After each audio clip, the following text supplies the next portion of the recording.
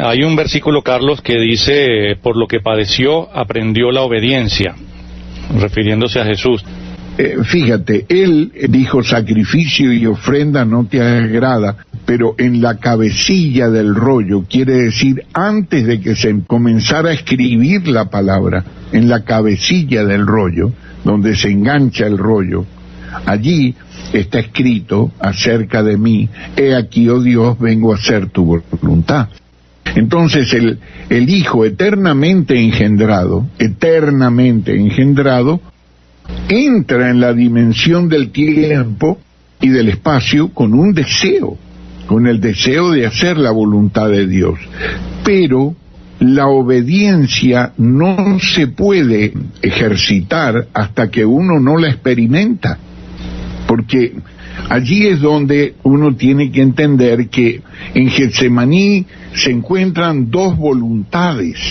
Obviamente la voluntad de Jesús de Nazaret en ese momento, por lo que pidió, no era el hacerse pecado, no era el recibir la lepra de todos los leprosos, no era que su corazón le estallara y se le volviera como cera, pero sobre todo la participación literal del pecado. Entonces le dice, Padre, si es posible, pase de mí esta copa. ¿Qué quiere decir? Que hay una voluntad encontrada allí, y allí es donde se produce el gran silencio de Dios. El silencio de Dios que se puede expresar en Juan 3:16. De tal manera amó Dios al mundo, de tal manera. ¿Cómo? Bueno, que no le respondió la oración, porque si no nosotros iríamos condenados al infierno. Hay dos cosas interesantísimas en Getsemaní. Bueno, aparte de esta que les comentaba, no solamente la perplejidad en la que se encontró Jesús cuando entró en Getsemaní, sino hay otra parte que es que ellos no pudieron velar ni una hora porque sus ojos se cerraban. No se cerraban. Habían sido cargados de sueño. O sea, ahí entra la voz pasiva de nuevo con ese tercero invisible, de manera que allí estaba solo Jesús. No había ángeles, no había hombres, no había nadie.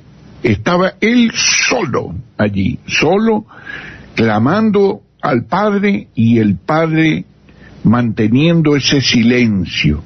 Cualquiera esperaría, por ejemplo, en el caso de Abraham, cuando levantó el cuchillo para sacrificar, y entonces le dijo, no le hagas daño al muchacho, y se volvió y encontró un carnero, había un sustituto, pero en Getsemaní no había sustituto.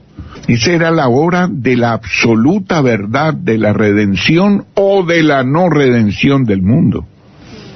Pero claro que todo está hecho por ese Dios que es inmutable y todopoderoso. Entonces allí él experimenta la obediencia, experimenta el hacer la voluntad de Dios. ¿Por qué? Porque no es la misma que la de él. Entonces por eso dice, ninguno busque lo suyo, ninguno busque lo suyo. Claro que hay muchas cosas que me gustan a mí hacer, pero ¿para qué voy a hacerla? ¿Para herir a cualquier persona en el mundo? No puedo hacer. Y esta es la gran enseñanza de Pablo en nuestra vida como cristianos. Negarse a sí mismo, y el consejo directo del Señor, niéguese a sí mismo, levante su cruz y sígame. ¿Por qué? Bueno, porque la cruz es un instrumento de muerte. Y cada día, como decía Pablo, cada día os doy testimonio, hermanos, que cada día muero, porque la carne amanece vivita cada día, y entonces tenemos que ponerla en sujeción y hacerla morir cada día, en nuestras opiniones, en nuestros anhelos carnales, ¿no? Lógicamente, el éxito del mundo, todas estas cuestiones, tenemos que dejarlas atrás. Y esto, pues, es hacer la voluntad de Dios y no la nuestra, pero por medio de la experiencia, no por medio de la teoría. Entonces, para finalizar, me parece de que lo que nos dice allí en la epístola a los Hebreos es esto, la realización de una promesa que él hizo. He aquí, oh Dios, vengo a hacer tu voluntad. Entonces, ¿qué pasó? ¿La hizo o no la hizo? Pues sí la hizo. Ah, bueno, entonces experimentó la obediencia. Adelante. Yo leo mientras él escribió: pienso que Jesús ya conocía todo esto de antemano. Ya en el Salmo 22 se describe la crucifixión.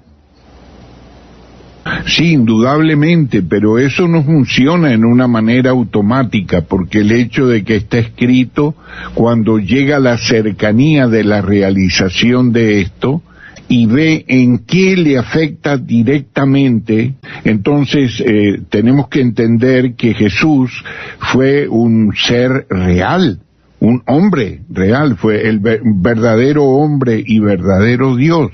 Entonces estamos hablando de esas limitaciones. No sé a qué se refiere nuestro hermano citando el Salmo 22, claro que estaba escrito, no solamente en el Salmo 22, sino en muchas partes, pero eso estoy mencionando la parte personal del Hijo de Dios, cómo él iba recibiendo este conocimiento de esta cercanía de la clase de muerte, no desde un punto de vista teórico, sino como algo inminente que le afectaba a él y comprendiendo las cosas. Carlos, disculpa que te interrumpa, ya entró la llamada. Roberto de Mendoza, Argentina, que no estamos de acuerdo aquí con mi esposa en que se diga que Jesús tuvo que aprender, como que Jesús no sabía, ya sea como hombre o como Dios, no sabía. Eso es todo. No sé si es posible en este momento, hermano José Antonio. Sí, hermano, con mucho gusto. La palabra que se emplea ahí en Hebreos capítulo 5, 8, dice: y aunque era hijo, por lo que padeció, aprendió la obediencia. La palabra aprendió que tenemos ahí es la palabra griega manzano. La palabra tiene cuando menos un par de significados importantes. El significado básico es llegar a comprender. Es decir, por una parte, aprender, ser instruido, ser enseñado. Hay otro sentido de la palabra que, en mi opinión, es al que se refiere el pasaje de Hebreos, que se refiere ciertamente sí a aprender, pero aprender de la experiencia, con la implicación de la reflexión. Aprender de la experiencia. No tanto aprender, por así decir, de la tradición, el conocimiento doctrinal transmitido por escrito o oralmente, en el sentido del concepto, sino aquí es aprender de la experiencia. Mateo, en el capítulo 9 y versículo 13. Dice: id y aprended qué significa misericordia quiero y no sacrificio. Id y aprended. Aquí tenemos de vuelta la palabra. Connotación de aprender de la experiencia. En este caso, la obediencia que se aprende, de la que se viene a ser consciente a través de la experiencia, con la implicación de la reflexión. Bueno, estamos tocando ni más ni menos que la persona del Hijo de Dios.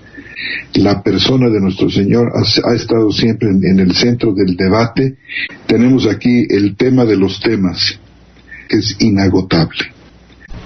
Y muchas gracias.